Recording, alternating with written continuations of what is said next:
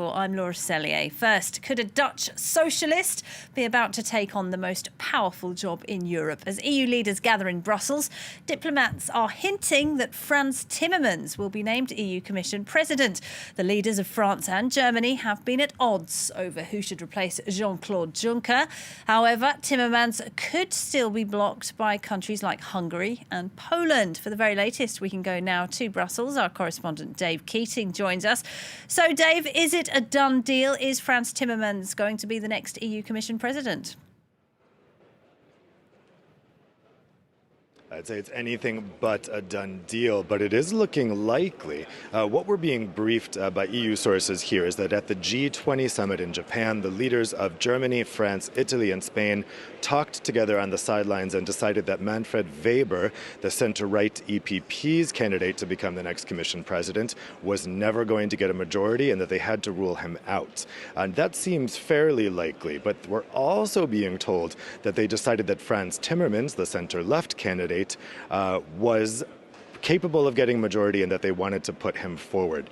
Now, that rumor should be treated with somewhat of a grain of salt because he has a lot of things working against him. As you mentioned, the leaders of Poland and Hungary are dead set against him. That's because he's been the Commission's vice president for the past 5-year term, and he's been in charge of going after Poland and Hungary for their alleged violations of rule of law, dismantling the justice systems and the media systems in their country. And he has harshly criticized Viktor Orban, the Hungarian prime minister. Now, it's important to point out that they can't veto him on their own. This decision is going to be made by a qualified majority, which means each country votes and its vote is weighted based on its population.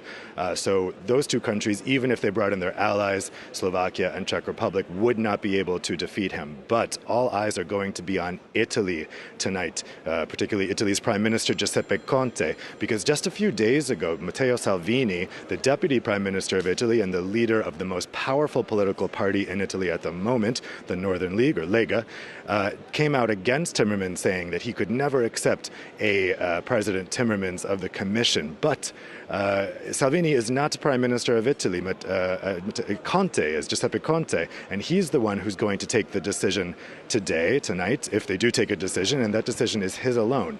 But he'll know that it could risk making his government collapse if Salvini is so opposed to the idea of Timmermans becoming president that he would call a vote of confidence and call a new election. And the reason why Salvini may be opposed is because he's been forming a recent alliance with Viktor Orban, and so he may want to back up his friend. He also may think that Italy may be the next country in the crosshairs of Timmermans and his pursuit against EU countries that are violating the rule of law and drifting away from liberal values. So Italy is really going to be the key question tonight as to whether Timmermans becomes the next Commission President. All right, a lot of intrigue there in Brussels tonight. But look, the French President Emmanuel Macron says he wants a decision tonight and he also wants some of the other top jobs filled.